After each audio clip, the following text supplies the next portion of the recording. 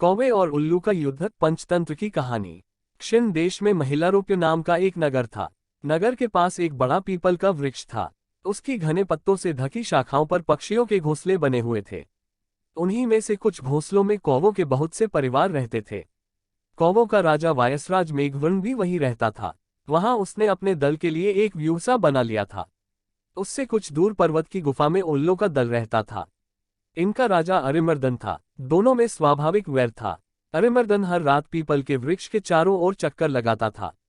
वहां कोई इकलहा दुकला कौवा मिल जाता तो उसे मार देता था। इसी तरह एक एक करके उसने सैकड़ों कौवे मार दिए। तब मेघवर्ण ने अपने मंत्रियों को बुलाकर उनसे ओलूकराज के प्रहारों से बचने का उपाय पूछा। उसने कहा, कठिनाई यह है कि हम रात को देख नहीं सकते और दिन को उल्लू न जाने कहाँ जा छिपते हैं। हमें उनके स्थान के संबंध में कुछ भी पता नहीं। समझ नहीं आता कि इस समय संधि, युद्ध, यान, आसन, संश्रय, वृद्धिभाव आदि उपायों में से किसका प्रयोग किया जाए। पहले मेघवर्ण ने उज्जीवी नाम के प्रथम सचिव से प्रश्न किया। उसने उत्तर दिया, महाराज, बलवान शत्रु से युद्ध नहीं करना चाहिए। उससे तो संधि करना ही ठीक है। युद्ध से हानि ही हानि है। समान बल वाले शत्रु से भी पहले संधि करके कछुए की तरह सिमटकर शक्ति संग्रह करने के बाद ही युद्ध करना उचित है। उसके बाद संजीवी नाम के द्वितीय सचिव से प्रश्न किया गया। उसने कहा, महाराज, शत्रु के साथ संधि नहीं करनी चाहिए। शत्रु संधि के बाद भी नाश ही करता है। पानी अग्नि द्वारा गर्म होने के बाद भी अग्नि को बुझा ही देता है। विशेषतः क्रूर, अत्यंत लोभी और धर्म रहित शत्रु से तो कभी भी संधि न करे। शत्रु के प्रति शांति भाव दिखलाने से उसकी शत्रुता की आग और भी भड़क जाती है। वह और भी क्रूर हो जाता है। जिस शत्रु से हम आमने सामने की लड़ाई न लड़ सके उसे छलबल द्वारा हराना चाहिए, किंतु संधि नहीं करनी चाहिए। सच तो यह है कि जिस राजा की भूमि शत्रुओं के खून से और उनकी विधवा स्त्रियों के आंसुओं से नहीं सींची गई, वह राजा होने योग्य ही नहीं। तब मेघवर्ण ने तृतीय सचिव अनुजीवी से प्रश्न किया। उसने कहा, महाराज, हमारा शत्रु दुष्ट है, बल में भी अधिक है। इसलिए उसके साथ संधि और युद्ध दोनों के करने में हानि है। उसके लिए तो शास्त्रों में यान नीति का ही विधान है। हमें यहाँ से किसी दूसरे देश में चला जाना चाहिए। इस तरह पीछे हटने में कायरता दोष नहीं होता। शेर भी तो हमला करने से पहले पीछे हटता है। वीरता का अभिमान करके जो हठपूर्वक युद्ध करता है वह शत्रु की ही इच्छा पूरी करता है और अपने वंश का नाश कर लेता है। इसके बाद मेघवर्ण ने चतुर्थ सचिव प्रजीवी से प्रश्न किया। उसने कहा, महाराज, मेरी सम्मति में तो संधि, विग्रह और यान तीनों में दोष है। हमारे लिए आसन नीति का आश्रय लेना ही ठीक है। अपने स्थान पर दृढ़ता से बैठना सबसे अच्छा उपाय है। मगरमच्छ अपने स्थान पर बैठकर शेर को भी हरा देता है, हाथी को भी पानी में खींच लेता है। वही यदि अपना स्थान छोड़ दे तो चूहे से भी हार जाए। अपने दुर्ग में बैठकर हम बड़े से बड़े शत्रु का सामना कर सकते हैं। अपने दुर्ग में बैठकर हमारा एक सिपाही शत शत्रुओं का नाश कर सकता है। हमें अपने दुर्ग को दृढ़ बनाना चाहिए। अपने स्थान पर दृढ़ता से खड़े छोटे छोटे वृक्षों को आंधी तूफान के प्रबल झोंके भी उखाड़ नहीं सकते। तब मेघवर्ण ने चिरंजीवी नाम के पंचम सचिव से प्रश्न किया। उसने कहा, महाराज, मुझे तो इस समय संश्रय नीति ही उचित प्रतीत होती है। किसी बलशाली सहायक मित्र को अपने पक्ष में करके ही हम शत्रु को हरा सकते हैं। अतः हमें यहीं ठहरकर किसी समर्थ मित्र की सहायता ढूंढनी चाहिए। यदि एक समर्थ मित्र न मिले तो अनेक छोटे दो मित्रों की सहायता भी हमारे पक्ष को सबल बना सकती है। छोटे दो तिनकों से गुथी हुई रस्सी भी इतनी मजबूत बन जाती है कि हाथी को जकड़कर बांध लेती है। पांचों मंत्रियों से सलाह लेने के बाद वायसराज मेघवर्ण अपने वंशागत सचिव स्थिरजीवी के पास गया। उसे प्रणाम करके वह बोला, श्रीमान, मेरे सभी मंत्री मुझे जुदा जुदा राय दे रहे हैं। आप उनकी सलाहें सुनकर अपना निश्चय दीजिए। स्थिरजीवी ने उत्तर दिया, वत्स, सभी मंत्रियों ने अपनी बुद्धि के अनुसार ठीक ही मंत्रणा दी है। अपने अपने समय सभी नीतियां अच्छी होती हैं, किंतु मेरी सम्मति में तो तुम्हें द्वैधिभाव या भेद नीति का ही आश्रय लेना चाहिए। उचित यह है कि पहले हम संधि द्वारा शत्रु में अपने लिए विश्वास पैदा कर लें, किंतु शत्रु पर विश्वास न करें। संधि करके युद्ध की तैयारी करते रहें, तैयारी पूरी होने पर युद्ध कर दें। संधिकाल में हमें शत्रु के निर्बल स्थलों का पता लगाते रहना चाहिए। उनसे परिचित होने के बाद वहीं आक्रमण कर देना उचित है। मेघवर्ण ने कहा, आपका कहना निस्संदेह सत्य है, किंतु शत्रु का निर्बल स्थल किस तरह देखा जाए। स्थिरजीवी गुप्तचरों द्वारा ही हम शत्रु के निर्बल स्थल की खोज कर सकते हैं। गुप्तचर ही राजा की आंख का काम देता है, और हमें छल द्वारा शत्रु पर विजय पानी चाहिए। मेघवर्ण, आप जैसा आदेश करेंगे वैसा ही मैं करूंगा। स्थिरजीवी, अच्छी बात है, मैं स्वयं गुप्तचर का काम करूंगा। तुम मुझसे लड़कर मुझे लहूलुहान करने के बाद इसी वृक्ष के नीचे फेंककर स्वयं सपरिवार ऋषिमुख पर्वत पर चले जाओ। मैं तुम्हारे शत्रु उल्लुओं का विश्वास पात्र बनकर उन्हें इस वृक्ष पर बने अपने दुर्ग में बसा लूंगा और अवसर पाकर उन सब का नाश कर दूंगा। तब तुम फिर यहाँ आ जाना। मेघवर्ण ने ऐसा ही किया। थोड़ी देर में दोनों की लड़ाई शुरू हो गई। दूसरे कौवे जब उसकी सहायता को आए तो उसने उन्हें दूर करके कहा, इसका दंड मैं स्वयं दे लूंगा। अपनी चोंचों के प्रहार से घायल करके वह स्थिरजीवी को वहीं फेंकने के बाद अपने आप परिवार सहित ऋषिमुख पर्वत पर चला गया। तब उल्लू की मित्र कृकालिका ने मेघवर्ण के भागने और अमात्य स्थिरजीवी से लड़ाई होने की बात उलूकराज से कह दी। उलूकराज ने भी रात आने पर दलबल समेत पीपल के वृक्ष पर आक्रमण कर दिया। उसने सोचा, भागते हुए शत्रु को नष्ट करना अधिक सहज होता है। पीपल के वृक्ष को घेरकर उसने शेष रह गए सभी कौवों को मार दिया। अभी उलूकराज की सेना भागे हुए कौवों का पीछा करने की सोच रही थी कि आहत स्थिरजीवी ने कराहना शुरू कर दिया। उसे सुनकर सबका ध्यान उसकी ओर गया। सब उल्लू उसे मारने को झपटे। तब स्थिरजीवी ने कहा, इससे पूर्व कि तुम मुझे जान से मार डालो, मेरी एक बात सुन लो। मैं मेघवर्ण का मंत्री हूँ। मेघवर्ण ने ही मुझे घायल करके इस तरह फेंक दिया था। मैं तुम्हारे राजा से बहुत सी बातें कहना चाहता हूँ, उससे मेरी भेंट करवा दो। सब उल्लुओं ने उलूकराज से यह बात कही। उलूकराज स्वयं वहां आया। स्थिरजीवी को देखकर वह आश्चर्य से बोला, तेरी ये दशा किसने कर दी? स्थिरजीवी, देव, बात यह हुई कि दुष्ट मेघवर्ण आपके ऊपर सेना सहित आक्रमण करना चाहता था।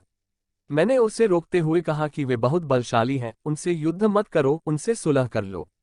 बलशाली शत्रु से संधि करना ही उचित है, उसे सब कुछ देकर भी वह अपने प्राणों की रक्षा तो कर ही लेता है। मेरी बात सुनकर उस दुष्ट मेघवर्ण ने समझा कि मैं आपका हितचिंतक हूं, इसीलिए वह मुझ पर झपट पड़ा। अब आप ही मेरे स्वामी हैं, मैं आपकी शरण आया हूं। जब मेरे घाव भर जाएंगे तो मैं स्वयं आपके साथ जाकर मेघवर्ण को खोज निकालूंगा और उसके सर्वनाश में आपका सहायक बनूंगा। स्थिरजीवी की बात सुनकर उलूकराज ने अपने सभी पुराने मंत्रियों से सलाह ली। उसके पास भी 5 मंत्री थे, रक्ताक्ष, क्रूराक्ष, दीप्ताक्ष, वक्रनास, प्राकारकर्ण। पहले उसने रक्ताक्ष से पूछा, इस शरणागत शत्रु मंत्री के साथ कौन सा व्यवहार किया जाए? रक्ताक्ष ने कहा कि इसे अविलंब मार दिया जाए। शत्रु को निर्बल अवस्था में ही मर देना चाहिए, अन्यथा बलि होने के बाद वही दुर्जय हो जाता है। इसके अतिरिक्त एक और बात है, एक बार टूटकर जुड़ी हुई प्रीति स्नेह के अतिशय प्रदर्शन से भी बढ़ नहीं सकती। रक्ताक्ष से सलाह लेने के बाद उलूकराज ने दूसरे मंत्री क्रूराक्ष से सलाह ली कि स्थिरजीवी का क्या किया जाए। क्रूराक्ष ने कहा, महाराज, मेरी राय में तो शरणागत की हत्या पाप है। क्रूराक्ष के बाद अरिमर्दन ने दीप्ताक्ष से प्रश्न किया। दीप्ताक्ष ने भी यही सम्मति दी। इसके बाद अरिमर्दन ने वक्रनास से प्रश्न किया। वक्रनास ने भी कहा, देव, हमें इस शरणागत शत्रु की हत्या नहीं करनी चाहिए। कई बार शत्रु भी हित का कार्य कर देते हैं। आपस में ही जब उनका विवाद हो जाए तो एक शत्रु दूसरे शत्रु को स्वयं नष्ट कर देता है। उसकी बात सुनने के बाद अरिमर्दन ने फिर दूसरे मंत्री प्राकारकर्ण से पूछा, सचिव, तुम्हारी क्या सम्मति है? प्राकारकर्ण ने कहा, देव, ये शरणागत व्यक्ति अवध्यही है, हमें अपने परस्पर के मर्मों की रक्षा करनी चाहिए। अरिमर्दन ने भी प्राकारकर्ण की बात का समर्थन करते हुए यही निश्चय किया कि स्थिरजीवी की हत्या न की जाए। रक्ताक्ष का उलूकराज के इस निश्चय से गहरा मतभेद था। वह स्थिरजीवी की मृत्यु में ही उल्लुओं का हित देखता था। अतः उसने अपनी सम्मति प्रकट करते हुए अन्य मंत्रियों से कहा कि तुम अपनी मूर्खता से उल्लूकवंश का नाश कर दोगे। किंतु रक्ताक्ष की बात पर किसी ने ध्यान नहीं दिया। उलूकराज के सैनिकों ने स्थिरजीवी कौवे को शैया पर लिटाकर अपने पर्वतीय दुर्ग की ओर कूच कर दिया। दुर्ग के पास पहुंचकर स्थिरजीवी ने उलूकराज से निवेदन किया, महाराज, मुझ पर इतनी कृपा क्यों करते हो? मैं इस योग्य नहीं हूँ। अच्छा हो आप मुझे जलती हुई आग में डाल दें। उलूकराज ने कहा, ऐसा क्यों कहते हो? स्थिरजीवी, स्वामी, आग में जलकर मेरे पापों का प्रायश्चित हो जाएगा। मैं चाहता हूं कि मेरा वायसत्व आग में नष्ट हो जाए और मुझ में उलूकत्व आ जाए, तभी मैं उस पापी मेघवर्ण से बदला ले सकूंगा। रक्ताक्ष स्थिरजीवी की इस पाखंड भरी चालों को खूब समझ रहा था। उसने कहा, स्थिरजीवी, तू बड़ा चतुर और कुटिल है। मैं जानता हूं कि उल्लू बनकर भी तू कौवों का ही हित सोचेगा। उलूकराज के आज्ञानुसार सैनिक स्थिरजीवी को अपने दुर्ग में ले गए। दुर्ग के द्वार पर पहुंचकर उल्लूकराज अरिमर्दन ने अपने साथियों से कहा कि स्थिरजीवी को वही स्थान दिया जाए जहां वह रहना चाहे। स्थिरजीवी ने सोचा कि उसे दुर्ग के द्वार पर ही रहना चाहिए, जिससे दुर्ग से बाहर जाने का अवसर मिलता रहे। यही सोच उसने उल्लूकराज से कहा, देव, आपने मुझे यह आदर देकर बहुत लज्जित किया है। मैं तो आपका सेवक ही हूं और सेवक के स्थान पर ही रहना चाहता हूं। मेरा स्थान दुर्ग के द्वार पर ही रखिए। द्वार की जो धूलि आपके पद कमलों से पवित्र होगी उसे अपने मस्तक पर रखकर ही मैं अपने को सौभाग्यवान मानूंगा। उल्लूकराज इन मीठे वचनों को सुनकर फूले न समाये। उन्होंने अपने साथियों को कहा कि स्थिरजीवी को यथेष्ट भोजन दिया जाए। प्रतिदिन स्वादु और पुष्ट भोजन खाते खाते स्थिरजीवी थोड़े ही दिनों में पहले जैसा मोटा और बलवान हो गया। रक्ताक्ष ने जब स्थिरजीवी को हृष्ट-पुष्ट होते देखा तो वह मंत्रियों से बोला, यह सभी मूर्ख हैं। लेकिन मंत्रियों ने अपने मूर्खता भरे व्यवहार में परिवर्तन नहीं किया। पहले की तरह ही वे स्थिरजीवी को अन्न मांस खिला पिलाकर मोटा करते रहे। रक्ताक्ष ने ये देखकर अपने पक्ष के साथियों से कहा कि अब यहाँ हमें नहीं ठहरना चाहिए। हम किसी दूसरे पर्वत की कंदरा में अपना दुर्ग बना लेंगे। फिर रक्ताक्ष ने अपने साथियों से कहा कि ऐसे मूर्ख समुदाय में रहना विपत्ति को पास बुलाना है। उसी दिन परिवार समेत रक्ताक्ष वहां से दूर किसी पर्वत कंदरा में चला गया। रक्ताक्ष के विदा होने पर स्थिरजीवी बहुत प्रसन्न होकर सोचने लगा, यह अच्छा ही हुआ कि रक्ताक्ष चला गया। इन मूर्ख मंत्रियों में अकेला वही चतुर और दूरदर्शी था। रक्ताक्ष के जाने के बाद स्थिरजीवी ने उल्लुओं के नाश की तैयारी पूरे जोर से शुरू कर दी। छोटी छोटी लकड़ियां चुनकर वह पर्वत की गुफा के चारों ओर रखने लगा। जब पर्याप्त लकड़ियां एकत्र हो गई तो वह एक दिन सूर्य के प्रकाश में उल्लुओं के अंधे होने के बाद अपने पहले मित्र राजा मेघवर्ण के पास गया और बोला, मित्र, मैंने शत्रु को जलाकर भस्म कर देने की पूरी योजना तैयार कर ली है। तुम भी अपनी चोंचों में एक एक जलती लकड़ी लेकर उल्लूकराज के दुर्ग के चारों ओर फैला दो। दुर्ग जलकर राख हो जाएगा। शत्रुदल अपने ही घर में जलकर नष्ट हो जाएगा। ये बात सुनकर मेघवर्ण बहुत प्रसन्न हुआ। उसने स्थिरजीवी से कहा, महाराज, कुशल क्षेम से तो रहे, बहुत दिनों के बाद आपके दर्शन हुए हैं। स्थिरजीवी ने कहा, वत्स, ये समय बातें करने का नहीं। यदि किसी शत्रु ने वहां जाकर मेरे यहाँ आने की सूचना दे दी तो बना बनाया खेल बिगड़ जाएगा। शत्रु कहीं दूसरी जगह भाग जाएगा। जो काम शीघ्रता से करने योग्य हो उसमें विलंब नहीं करना चाहिए। शत्रुकुल का नाश करके फिर शांति से बैठकर बातें करेंगे। मेघवर्ण ने भी यह बात मान ली।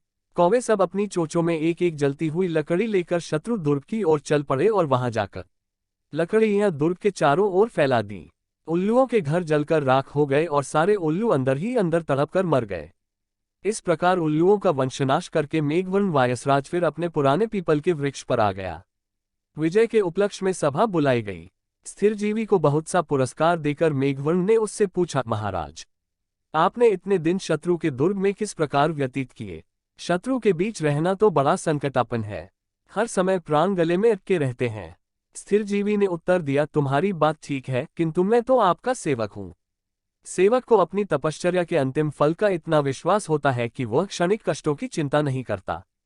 इसके अतिरिक्त मैंने ये देखा कि तुम्हारे प्रतिपक्षी उल्लूकराज के मंत्री महामूर्ख हैं। एक रक्ताक्षी बुद्धिमान था, वह भी उन्हें छोड़ गया। मैंने सोचा यही समय बदला लेने का है। शत्रु के बीच विचरने वाले गुप्तचर को मान अपमान की चिंता छोड़नी ही पड़ती है। वह केवल अपने राजा का स्वार्थ सोचता है। मान मर्यादा की चिंता का त्याग करके वह स्वार्थ साधन के लिए चिंताशील रहता है। वायसराज मेघवर्ण ने स्थिरजीवी को धन्यवाद देते हुए कहा, मित्र, आप बड़े पुरुषार्थी और दूरदर्शी हैं। एक कार्य को प्रारंभ करके उसे अंत तक निभाने की आपकी क्षमता अनुपम है। संसार में कई तरह के लोग हैं। नीचतम प्रवृत्ति के वे हैं जो विघ्न भय से किसी भी कार्य का आरंभ नहीं करते, मध्यम वे हैं जो विघ्न भय से हर काम को बीच में छोड़ देते हैं, किंतु उत्कृष्ट वही हैं जो सैकड़ों विघ्नों के होते हुए भी आरंभ किए गए काम को बीच में नहीं छोड़ते। आपने मेरे शत्रुओं का समूल नाश करके उत्तम कार्य किया है। स्थिरजीवी ने उत्तर दिया, महाराज, मैंने अपना धर्म पालन किया। दैव ने आपका साथ दिया। पुरुषार्थ बहुत बड़ी वस्तु है, किंतु दैव अनुकूल न हो तो पुरुषार्थ भी फलित नहीं होता। आपको अपना राज्य मिल गया, किंतु स्मरण रखिए, राज्य क्षणस्थायी होते हैं। बड़े बड़े विशाल राज्य क्षणों में बनते और मिटते रहते हैं। शाम के रंगीन बादलों की तरह उनकी आभा भी क्षणजीवी होती है। इसलिए राज्य के मद में आकर अन्याय नहीं करना और न्याय से प्रजा का पालन करना। राजा प्रजा का स्वामी नहीं, सेवक होता है। इसके बाद स्थिरजीवी की सहायता से मेघवर्ण बहुत वर्षों तक सुखपूर्वक राज्य करता रहा।